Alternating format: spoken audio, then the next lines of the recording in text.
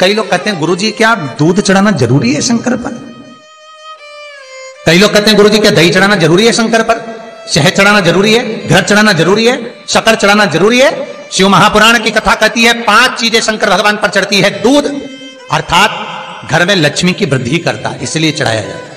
दही शंकर भगवान पर इसलिए चढ़ाते हैं क्योंकि यह परिवार को जोड़ता है। जिसके परिवार में क्लेश ज्यादा होता है, जिसके परिवार में आपस में तकरार ज्यादा होता है, उसको दही जोड़ता है।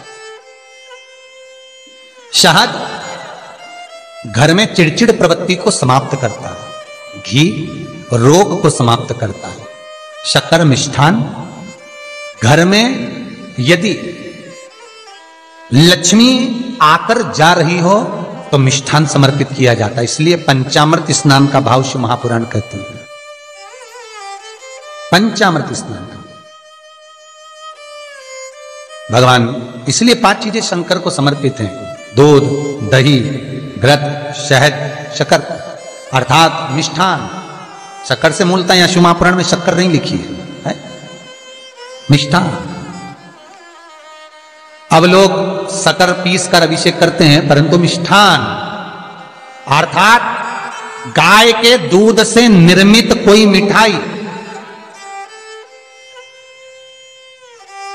और उस मिठाई से भगवान शंकर का अभिषेक।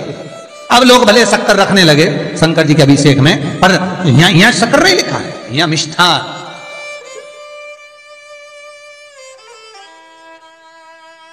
हमारे यहां सहज भाषा में कहते थे उसको खांड अर्थात मीठा। शिव महापुराण की कथा कहती है दर्पण इतना बड़ा ले लो। बंदर वाला अगर दर्पण वाली नहीं तो इतना बड़ा दर्पण लो, हनुमान जी के मंदिर में जाकर, क्योंकि हनुमान शंकर का ही अवतार है। हनुमान जी के मंदिर में जाकर हनुमान जी के उल्टे पांव का थोड़ा सा सिंदूर, चरण का थोड़ा सा सिंदूर एक कागज में लेकर आ जाइए। और हनुमान जी के छोटे भाई, हनुमान जी 6 भाई हैं, उसमें गतिमान, हनुमान जी के छोटे भाई गतिमान का नाम लो और गतिमान का नाम लेकर उस दर्पण पर सिंदूर से त्रिशूल बना दो। सिंदूर से त्रिशूल बनाकर उस दर्पण को घर के बाहर, दर्पण का मुख बाहर की ओर, ऐसे बाहर की ओर मुख कर कर दर्पण को घर के बाहर या दरवाजे पर, बिल्डिंग पर, ऊपर जाली में, फ्रंट में कहीं पर भी उसको लगा दीजिए। महाराज केवल शंकर का स्मरण कर कर, गतिमान का नाम लेकर, हनुमान के उल्टे पांव का सिंदूर का त्रिशूल बनाकर जो दर्पण को लगा देता है, आपको 1 महीने के अंदर अंतर मालूम पड़ जाएगा कि पिछले जो महीने निकले हैं उस महीने का अंदाजा लगाना कि घर में लोग कितने बीमार पड़ते थे और इस दर्पण को लगाने के बाद बीमारी कम हुई कि नहीं हो कम तो ठंडा कर देना, क्या जा रहा है, पर करके जरूर देखना। विश्वास रखकर करोगे, भगवान शिव का अनुमोदन कर कर, भगवान शंकर पर विश्वास रखकर करोगे तो बीमारी घेर नहीं सकती। अकाल मृत्यु हो मरे जो काम करे चंडाल का, काल उसका क्या बिगाड़े जो भक्त हो महाकाल का। शंकर की आराधना करने वाला, शिव का स्मरण करने वाला, शिव को निवेदन करने वाला, शिव अर्चना में डूबने वाला, शिव का अनुमोदन करने वाला कभी दुखी नहीं हो सकता। तो शिव महापुराण की कथा कहती है शंकर को जितना जल प्रिय नहीं, शंकर को जितना बेल प्रिय नहीं, शंकर को जितना शमी प्रिय नहीं, शंकर को जितना दूध दही प्रिय नहीं, शंकर को अगर कुछ प्रिय है तो सत्य प्रिय है। सत्यम शिवम सुंदर। इसीलिए हमारे यहां शास्त्र कहता है ब्रह्मा जी केतकी के फूल को लेकर आए, उसने झूठ बोला। ब्रह्मा जी गाय को लेकर आए, शंकर भगवान के सम्मुख में झूठ बोला। ब्रह्मा स्वयं झूठ बोले तो सिर कटा। कर्मनाशा नदी प्रकट हुई। और शिव महापुराण की कथा कहती है शंकर को सत्य प्रिय है, अगर झूठ बोला है। इसीलिए शिव महापुराण का स्पष्टीकरण किया जाए, वर्णन किया जाए तो पहले के समय में अदालत नहीं होती थी, पहले के समय में पंचायत नहीं हो सकती थी, पहले के समय में कोई सभाएं नहीं होती थी, पहले के समय में कोई निर्णायक मंडल नहीं होता था, पहले के समय में केवल एक निर्णय होता था। गांव के लोग ले जाकर शंकर के मंदिर में खड़ा कर देते थे और कहते थे उठा गंगा जली, और कहते तूने ऐसा नहीं किया। गंगा जली उठाकर कह दे कि तूने ऐसा नहीं करा। क्यों गंगा जली उठवाते थे? क्योंकि लोगों ने शिव महापुराण सुन रखी थी। शिव महापुराण में श्री वेद व्यास जी वर्णन करते हैं कि शंकर के मंदिर में, शंकर के ओटले पर, शंकर के मंदिर के अंदर, शिव की चौखट पर, शंकर के अनुमोदन में शिव महापुराण के अंतर्गत शंकर के अनुमोदन में शिव मंदिर में शिव चौखट पर अगर कोई भूल से भी झूठ बोल देता है तो उसकी जिंदगी नरक जैसी निकलती है महाराज। इसीलिए कहते तो उठा गंगा जली और कह दे तूने ऐसा नहीं उठा, बोल दे।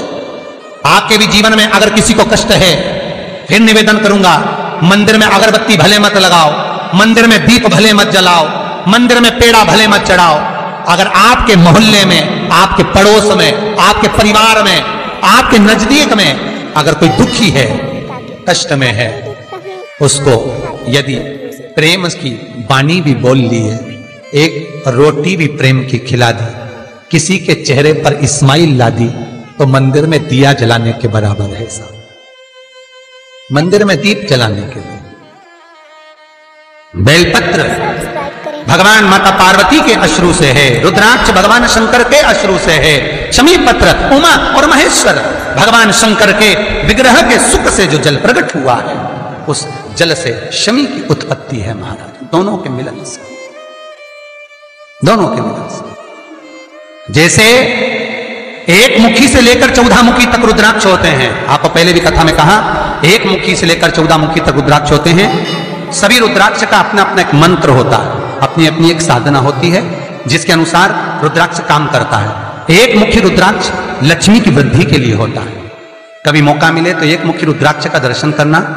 पर एक मुखी रुद्राक्ष जितना छोटे से छोटा होता है, जितना छोटे से छोटा होता है, उतना सुख दे।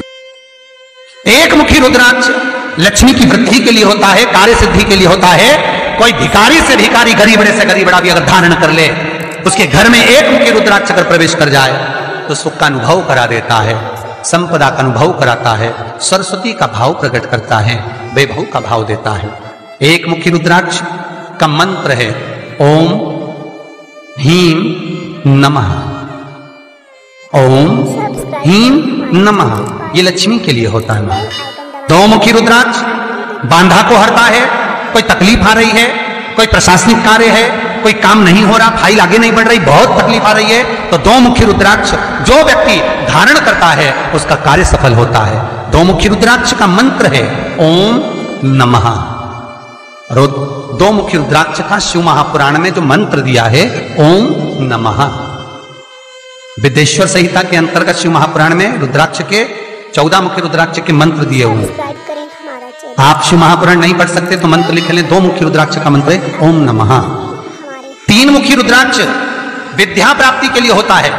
कैसा भी अनपढ़ से अनपढ़ व्यक्ति हो, जिसको विद्या में रुचि ना हो, पढ़ ही नहीं पा रहा हो, चित्त वृत्ति ही ना लग रही हो, मन ही ना लग रहा हो, परसेंट कम से कम होते जा रहे हो, तीन मुखी रुद्राक्ष उस बच्चे के गले में लाल धागे में डाल दीजिए। नहीं डाल सकते तो बच्चे के कमरे में जहां वो पढ़ता है, विद्याध्ययन करता है, उसके कमरे में लगा दीजिए। तीन मुखी रुद्राक्ष का मंत्र है ओम क्लीं नमः।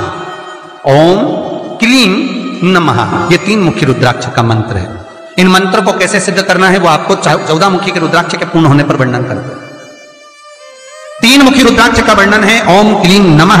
चार मुखी रुद्राक्ष खोई हुई वस्तु को प्रदान कर देता है महाराज। यदि कोई वस्तु आपकी खो गई है, कोई सामान आपका रखा गया नहीं मिल रहा, चार मुखी रुद्राक्ष को एक चावल की कटोरी में, अक्षत की कटोरी में घर के केंद्र बिंदु में रख दीजिए महाराज।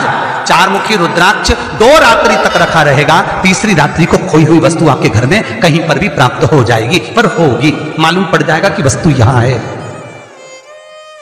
चार मुखी रुद्राक्ष का मंत्र है ओम ह्रीं नमः। ओम ह्रीं नमः। फिर वर्णन आया 5 मुखी रुद्राक्ष। ये कार्य में सिद्धि देता है। व्यापार नहीं चल रहा हो, कोई नई दुकान खोली हो, नई फैक्ट्री खोली हो, नया कोई कार्य करने जा रहे हो, नहीं हो रहा है, पैसा लग रहा है पर आवक नहीं हो रही है, तो 5 मुखी रुद्राक्ष फल प्रदान करता है। इसका मंत्र है ओम ह्रीं नमः। ओम ह्रीं नमः। 6 मुखी रुद्राक्ष अटके हुए काम को सफल बनाता है। जिसका विवाह नहीं हो रहा हो, शादी नहीं हो रही हो, रिश्ते बहुत आ रहे हो, संबंध नहीं हो रहा हो, तो 6 मुखी रुद्राक्ष स्त्री हो चाहे पुरुष हो, उसके गले में लाल धागे में डाल दिया जाए। 6 मुखी रुद्राक्ष का मंत्र है ओम ह्रीं हूं नमः। ओम ह्रीं हूं नमः। ये 6 मुखी रुद्राक्ष का मंत्र है। 7 मुखी रुद्राक्ष श्री शिवाय नमस्तुभ्यं। श्री शिवाय नमस्तुभ्यं। श्री शिवाय नमस्तुभ्यं।